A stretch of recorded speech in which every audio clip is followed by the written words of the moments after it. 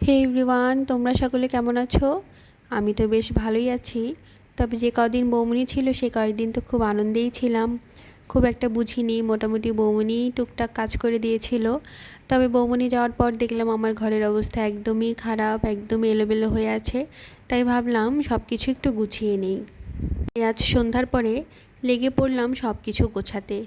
একদম তাড়াহুড়ো করেই সবটা করলাম। করতে করতে তারপরেও অনেকটা রাত হয়ে গেল, জানো তো। তো একা হাতে সব কিছু করাটা আসলে কষ্টকর, আর আমি খুব একটা কাজকর্মে পটু না। তারপরেও একা একা সব কিছু যতটা সম্ভব করা যায় করে নিলাম। আর পালমশাইয়ের আজকে যেহেতু ইভিনিং ডিউটি, সে আসবে রাত 10টার পরে। তো তাই রান্নারও খুব একটা চাপ নেই, তাড়াহুড়ো নেই বলতে গেলেই। তাই ভাবলাম সব কাজগুলো আমি একটু ধীরে সুস্থে করে ফেলি। তো প্রথমেই বিছানাটাকে গুছিয়ে তারপর চলে এলাম আমার পড়ার টেবিলে। পড়ার টেবিলটাও খুব এলোমেলো হয়েছিল, সাজগোজের বক্সগুলো এলোমেলো হয়েছিল। কদিন তো বেশ কয়েকটা জায়গায় ঘুরেছি, তাই সব কিছু এলোমেলো হয়ে আছে। এরপর সব কিছু গুছিয়ে নিয়ে তারপরে ভাবলাম এবার রুমটাকে ক্লিন করা যাক। এরপর রুমটাকে ঝাড়ু দিয়ে দিলাম। কদিন তো উপরে উপরেই বেশ ঝাড়ু দিয়েছিলাম টুকিটাকি করে। তবে এবার দেখলাম যে না, একদম যে ভিতরের স্পেসগুলোতে ভালোই ধুলো জমেছে। তাই এবার সব কিছু জিনিস সরিয়ে সরিয়ে একদম ডিপভাবে একটু ঝেড়ে নিলাম। আর আজ যেহেতু রাত হয়ে গেছে, তাই আজ আর রুমটা মুছতে পারবো না। তবে কালকে সকালের দিকে উঠে কোনো এক সময় রুমটাকে একদম মুছে ফেলবো ক্লিন করে। তো তারপরেও রুমটা গোছানোর পরে অনেকটা শান্তি লাগছিল, মনে হচ্ছে মাথা থেকে যেন একটা ঝামেলা নেমে গেল। যাই হোক, আমার রুম মোটামুটি ক্লিন করা হয়ে গেল। এবার আসি রান্নার পালায়। প্রায় অনেকটা রাত হয়ে গেল, এখন কি করি বুঝতে পারছি না। আর কদিন থেকে না খুবই বাদাম ভর্তা খেতে ইচ্ছা করছিল, তাই ভাবলাম আজ একটু বাদাম ভর্তাই করে ফেলি। আর আমার হাতের যে কোনো ভর্তাই পালমশাই বড্ড পছন্দ করে।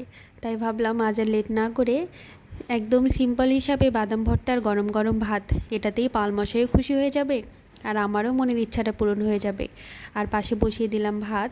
প্রথমে বাদামগুলোকে তেল ছাড়া একটা কড়াইতে একটু লাল লাল করে ভেজে নেব। ভাজা হয়ে গেলে সেই কড়াইতে কয়েকটা শুকনো লঙ্কা ভেজে নিয়েছিলাম। আর এরপরে বেশ কয়েকটা বড় রসুনের কোয়া আর দুটো বড় মতো পেঁয়াজ লাল করে ভেজে নেব। এরপর সব কিছুকে একসাথে তুলে বাদামটা প্রায় ঠান্ডা হয়ে এলে একটু ব্লেন্ড দিয়ে নেব। আমার যেহেতু শিলপাটা নেই, বাটাবাটির কোনো অপশনই নেই, তাই আমাকে ব্লেন্ডারের সহায়তাই নিতে হয়। যাই হোক, সব কিছু ব্লেন্ড করা হয়ে গেলে ওটাকে এক সাইডে সরিয়ে রেখে আমার যে বাটনাটা আছে সেই বাটনার মধ্যে রসুন, পেঁয়াজ আর শুকনো লঙ্কাটাকে একটু লবণ দিয়ে ভালো করে ম্যাশ করে নিচ্ছিলাম। আসলে এটা যত ভালোভাবে মাখা যাবে ভর্তা ঠিক ততটাই স্বাদ হবে।